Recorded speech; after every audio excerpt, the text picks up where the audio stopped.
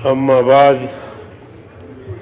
اعوذ باللہ من الشیطان الرجیم بسم اللہ الرحمن الرحیم ان الدین عند اللہ الاسلام صدق اللہ العظیم۔ جناب ڈپٹی اسپیکر صاحب، آپ کا بہت شکریہ۔ ایک عرصے بعد مجھے بولنے کا موقع مل رہا ہے۔ مشاکل بہت ہیں، اس مختصر وقت میں ان کا احاطہ بھی شاید نہ ہو سکے۔ جناب ڈپٹی اسپیکر صاحب، ہم جو ایک جسے ہم میثاق ملی کہتے ہیں، جسے ہم آئین پاکستان کہتے ہیں، اس میں ترمیم کرنے جا رہے ہیں۔ ٹھیک ہے، آئین پاکستان کوئی قرآن نہیں ہے کہ اس میں ترمیم نہ ہو، بلکہ حالات کے پیش نظر دساتیر میں ترامیم ہوتی رہتی ہے۔ مگر جس بھونڈے انداز سے ہم آئین میں ترمیم کرنا چاہتے ہیں، انتہائی شرم کی بات ہے۔ جناب ڈپٹی چیئرمین، ایک طرف مذاکرات ہیں، افہام و تفہیم کی بات ہوتی ہے، تو دوسری طرف اپوزیشن کے ممبران کو اغوا کیا جا رہا ہے۔ میرے جماعت کے ایک ممبر کو بھی اغوا کیا گیا۔ بی این پی مینگل کے 2 ممبر ہیں، ایک ممبر جو خاتون ہے، اس کے شوہر اور بیٹے کو، نسیمہ شاہ، اس کے بیٹے کو اور شوہر کو اغوا کیا گیا ہے۔ اب تک کوئی پتہ نہیں ہے۔ اور اسی طرح ان کا دوسرا ممبر ہے جو سینٹ میں ہے، رونجو صاحب، ہاسپٹل میں ڈائلسس پہ اس کو وہاں سے اٹھایا گیا ہے۔ اب کتنی شرمناک بات ہے، آپ ووٹ لے رہے ہیں آئین میں ترمیم کے لیے، آپ اس طرح آئین میں ترمیم کریں گے؟ یہ جمہوریت ہے یا یہ فسطائیت ہے؟ میں تو سمجھتا ہوں کہ یہ ظلم و جبر کی انتہا ہے۔ پہلے سے ہمارے پاس مسائل کم ہیں، بلوچستان جل رہا ہے، خیبر پختونخوا جل رہا ہے، ہر طرف تباہی ہے۔ سندھ حکومت کو چند ڈاکوؤں نے، کچے کے ڈاکو نے بے بس کر دیا ہے۔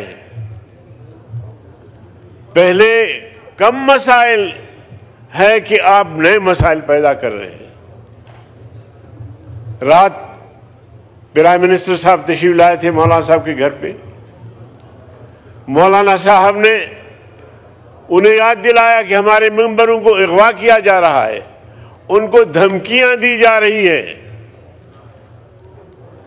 تو میں نے مداخلت کرتے ہوئے کہا کہ ایک کہاوت ہے کہ ایک آدمی مر گیا، سر کی طرف سے جو ہے وہ قرآن شریف پڑھا جا رہا تھا، تلاوت ہو رہی تھی، اور پاؤں کی طرف سے ڈھول بجایا جا رہا تھا۔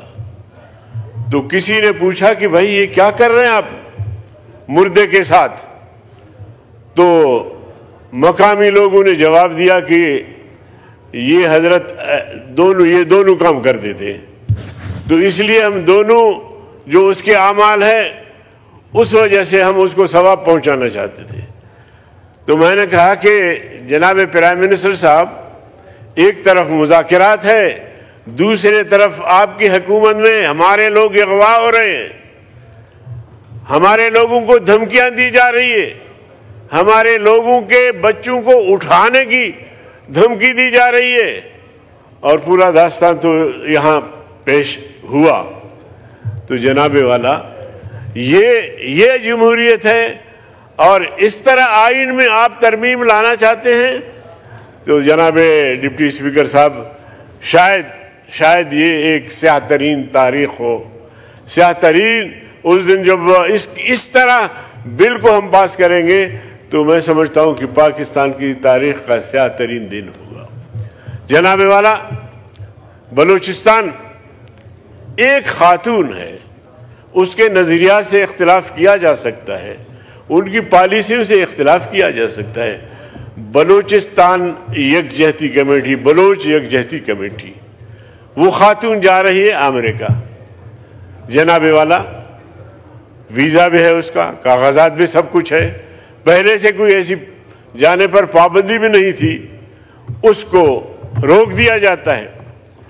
اور پھر صرف یہ نہیں کہ اس کو روک دیا گیا، اس کا پاسپورٹ اور اس کا موبائل وغیرہ وہیں بھی چھین سکتے تھے۔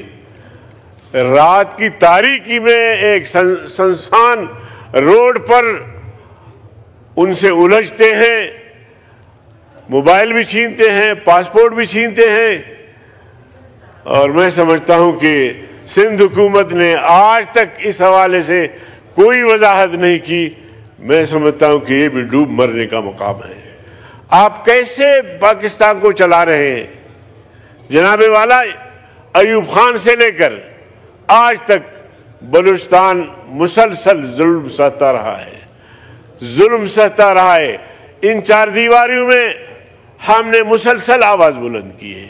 مجھے تقریباً 30 سال ہوتا ہے پارلیمنٹ میں، تیسری بار قومی اسمبلی میں، 3 مرتبہ سینٹ میں، اور بلوچستان کے مسائل جہاں بھی ظلم ہوا، چاہے سندھ میں ہو، چاہے خیبر پختونخوا میں ہو، چاہے پنجاب میں ہو، ہم نے بات کھل کر رکھی، بغیر کسی لیپا پوتی کے، صحیح آئینہ دکھایا حکمرانوں کو۔ مگر آپ بتائیں چیئرمین صاحب، آپ کی سندھ میں کیا ہو رہا ہے؟ آپ کی سندھ کی کیا پوزیشن ہے؟ چند ڈاکوؤں کے سامنے حکومت بے بس ہے۔ اور یہاں تک کہ ہمارے بلوچستان کے کچھ لوگوں کو کندکوٹ کے ایریا میں اغوا کیا جاتا ہے، شکارپور کے ایریا میں اغوا کیا جاتا ہے، وہاں سے قبائل لشکر لے کے کچے میں گھستے ہیں۔ حکومت میں یہ سکت نہیں ہے کہ وہ کچے میں گھس کر ان لوگوں کو بازیاب کرے۔ تو جناب والا، یہی خیبر پختونخوا کا حال ہے، یہی جو ہے پورے ملک کا حال ہے۔ میں کسی صوبے کو بھی تانا نہیں دیتا، مگر جو برسر اقتدار طبقہ ہے، جو حکمران طبقہ ہے، ان کا یہ حص ختم ہو چکا ہے۔ جمہوریت اسے کہتے ہیں۔ ایوب خان کی آمریت کو ہم نے چیلنج کیا، ضیاء الحق کی آمریت کو ہم نے چیلنج کیا، جیلیں کاٹی۔ یحییٰ خان کی آمریت کو ہم نے چیلنج کیا، پرویز مشرف کی آمریت کو ہم نے چیلنج کیا۔ جمعیت علماء اسلام نے جب پرویز مشرف کا مارشل لا لگا تو ٹھیک 12 دن بعد ہم نے شورا کا اجلاس کیا اور اس مارشل لا کو مسترد کیا۔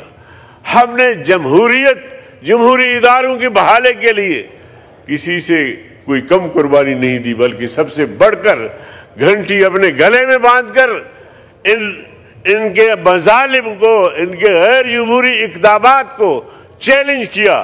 آج ہمیں جمہوریت کا درس دیا جاتا ہے۔ اور جناب والا، اور اگر اس طرح ہمارے ممبروں کو اغوا کیا جاتا ہے، ہمیں اغوا کیا جاتا ہے، تو یقین جانیے میں کھلے الفاظ میں کہہ سکتا ہوں اور بتا سکتا ہوں یا بتا رہا ہوں آپ کو کہ اگر ہمارے جسم کے ٹکڑے ٹکڑے کر دیے جائیں، ہمارے گوشت کے ٹکڑے ٹکڑے کر دیے جائیں، پر اگر ہم سے جبری ووٹ مانگا جائے گا تو نہیں ملے گا ووٹ، نہیں دیں گے ووٹ۔ اس طرح بدماشی سے ایک تو ووٹ مانگتے ہو، ایک طرف سے اتحاد۔ ابھی ہمارے پرویز اشرف صاحب فرماتے تھے بھائی چارہ، بھائی چارہ، بھائی آپ کی حکومت ہے، بھائی چارہ کس سے آپ کہہ رہے ہیں بھائی چارہ؟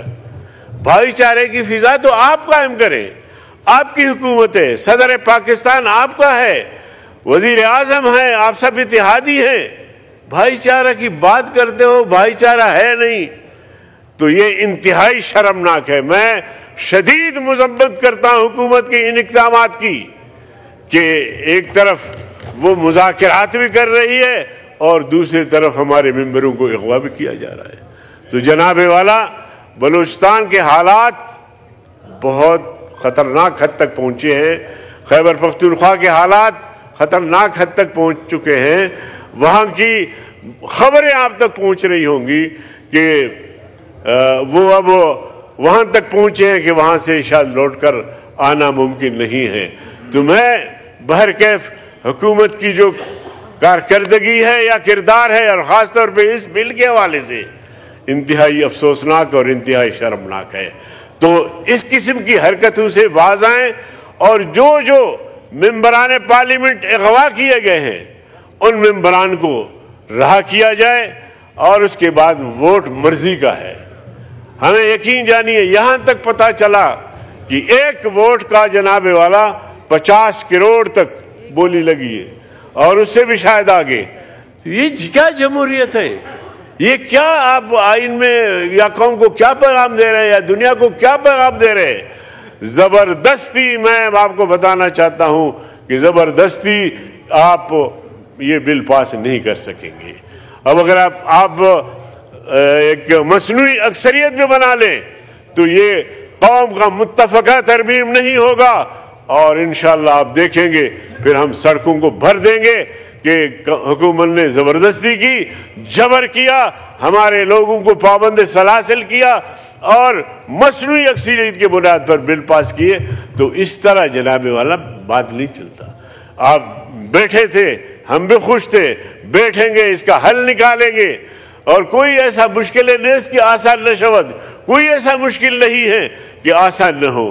ہم بات چیت کے لیے تیار ہوئے، ہم نے ذہن سازی بھی کی، ہم نے بہت بہتر راستہ بھی دیا آپ کو، اور اچھا راستہ دیا، لیکن آپ شاید زبردستی میں یا طاقت میں مسئلے کا حل سمجھتے ہیں، تو اس طرح مسئلے کا حل ممکن نہیں ہے۔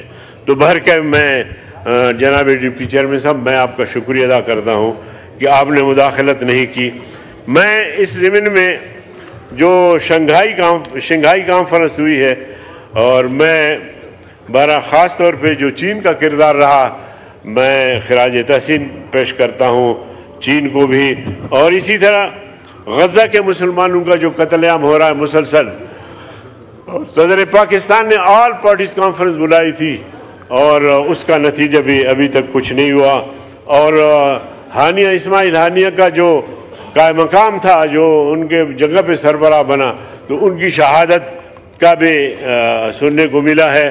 تو میں اسرائیل کی ظلم و جبر اور اسرائیل کی پشت پر جو قوتیں کھڑی ہیں ان سب کی میں مذمت کرتا ہوں،